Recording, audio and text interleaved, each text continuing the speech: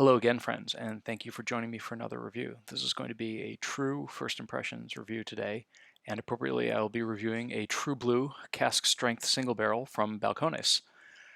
This is a Texas distillery that was really at the forefront of craft distilling, and particularly some of the more experimental approaches to craft distilling in terms of using different kinds of grains, using different kinds of smoke and cask finishes. And you might think about them similar to like a Corsair from Nashville, but this is a Texas distillery, and they've had a long history and have become both a fan favorite as well as somewhat divisive. There was a really unfortunate long protracted battle with their founder and master distiller who had to depart under not ideal circumstances. There's a whole article about that in the New York Times if you're interested in all the gory details. But they've kept trucking along here and have really got an incredible range of whiskeys. So they have these 8 classics, and that includes whiskeys distilled from corn, whiskey distilled from blue corn, rye whiskey, as well as single malt whiskey in both peated and unpeated variants. And then they've got 9 annual releases, including a rum that they make, and these 5 special releases.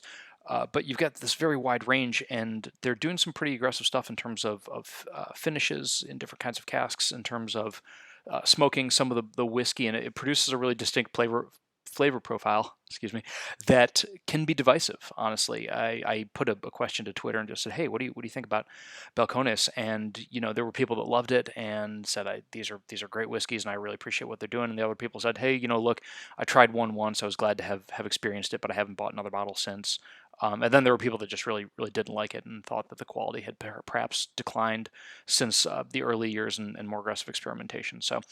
Um, I have tried a few of their whiskeys, mostly the very basic entry level stuff, as I was traveling around Texas last year, and none of them particularly grabbed me. I think that the best for me, the best gauge of what I thought about a whiskey is, do I say, "Oh man, I gotta buy a bottle of this to bring home," and in this case, I did not. So um, I was provided the sample of this whiskey though, which is going to be my reacquaintance with Balcones. So without further ado, let's get tasting. Um, this is a whiskey that came from PB, so thank you very much. He's a frequent commenter on our site, and this is a single barrel of their True Blue expression. So they've got Baby Blue, which is distilled using roasted heirloom blue corn, and then you've got True Blue, which is basically Baby Blue, but it's casks they've selected. Typically, they bottle the True Blue expression at a higher strength, so that's 100 proof versus 92 for the Baby Blue, but then you've got these True Blue single barrels, and this is one that was selected by a New York club called Drammers, which I'm not familiar with them. I'm not a member of the club, but I guess somebody was because they passed along this sample. So it's this was a barrel number 14255, which was ex tequila. And that itself is not uncontroversial, particularly in the realm of Scotch, where you've seen recent changes to the rules to allow for tequila barrels to be used for finishing Scotch whiskey, but it makes a lot more sense in Texas, given tequila is more indigenous to that region of the world than it is to Scotland, certainly.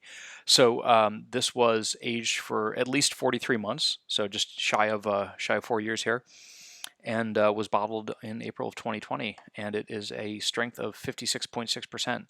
So without further ado, I'm going to show you this and have a sniff and a taste, and again, really just my first impressions here. I have not had this yet, so you can see. I don't know what you'd describe the color as. Añejo, reposado. Um, it's this kind of yellowy orangey color. Yeah, the nose is interesting. I mean, I definitely get that tequila nuance, and depending on your history with that beverage, I know a lot of us get into it in college in ways that are probably either you have forgotten or wish you could forget. So it's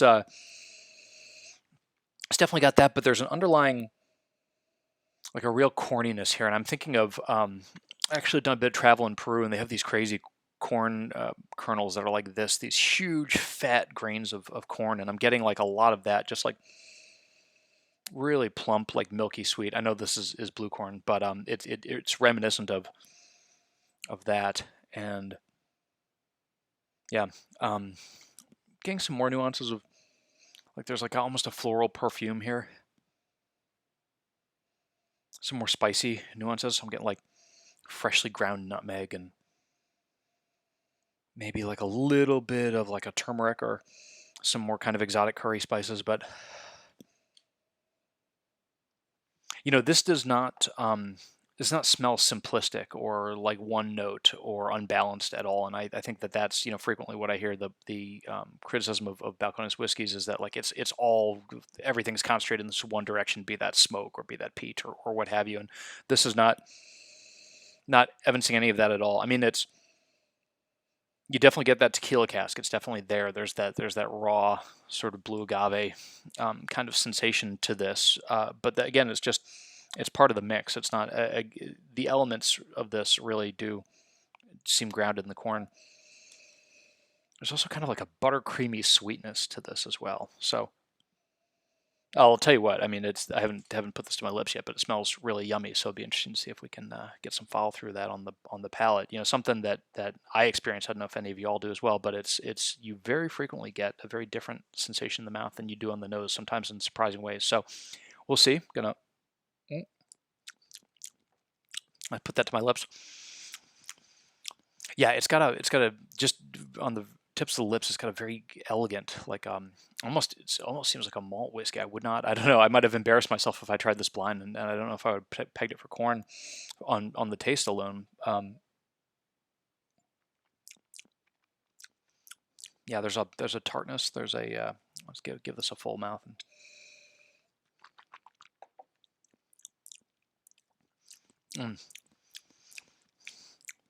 Yeah, that's fascinating. So I'll tell you what, with the corn whiskeys that I have had, frequently it all goes very far in one direction. It's that milky, sweet kind of grits, all like almost flavor, and they can be kind of one-dimensional, and the wood can also take over very easily. So, it can just be this kind of uncomfortable, awkward dance between like this super sweet corn flavor and then this very astringent woody flavor, and particularly with some of the craft ones that have um, less time in the barrel, I find that unbalanced, and I'm not getting that at all here. This is really really well balanced, really even on a lot of the different sort of angles or the different axes that you might think about in terms of flavor. Mm. So straight up, there's that milky, corny sweetness, but then all of a sudden becomes very lean and very lithe and very firm and very like almost tart towards the middle of the mouth, and you're getting, as it hits the middle of the tongue, the top of the tongue, it gets a lot more of that tequila nuance. Again, in a subtle and well integrated way. It doesn't feel like a clumsy overlay. It doesn't feel like something that they had just done to spice up some poor whiskey. Mm. Yeah, and it turns very mineralic too. There's a mineral note, and there's almost like the sensation of walking through the desert and some of like those aromas that just very dry, kind of like stocky green plants like succulents or cacti or what have you.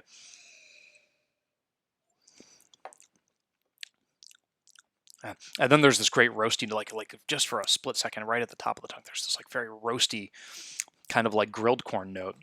This is super cool. It's got so many different angles to it. Yeah, and then a lot of like so there's the smoked salt you can get in Oaxaca called sal de gusano, which is actually worm salt. So there's that smoky, roasty, salty note, like citric fruit. So I'm getting like limes here, like fresh cut limes, like you might squeeze into a margarita with some tequila in it. But overall, so what does this give you? It gives you um, something that I haven't tasted anywhere else. I mean, I've tasted corn whiskey. I haven't actually tasted that much whiskey finished in tequila casks, but the marriage of those two is really great here. It's unique whiskey. It's not. I don't think it suffers at all from that issue we were talking about that people had highlighted with this going very far in one direction. There's great balance. There's great. This is really elegant too. It's not at all fat or flabby or overstated. It's really well put together. Mm. They were asking $75 for a bottle of this, and if you would have just poured me this sample and said, "Would you like a bottle of this?" I'd say yes. They say $75. That seems fair for what it is. The strength is good. It's not overly hot or challenging at 56.6% ABV. So I'm going to score this quite highly. I haven't written up the review yet. There'll be more to come here, but if everything coming out of Balcones tastes like this, then I will say cheers to them. Keep up the good work, and thanks for sharing this with me. So cheers to you too.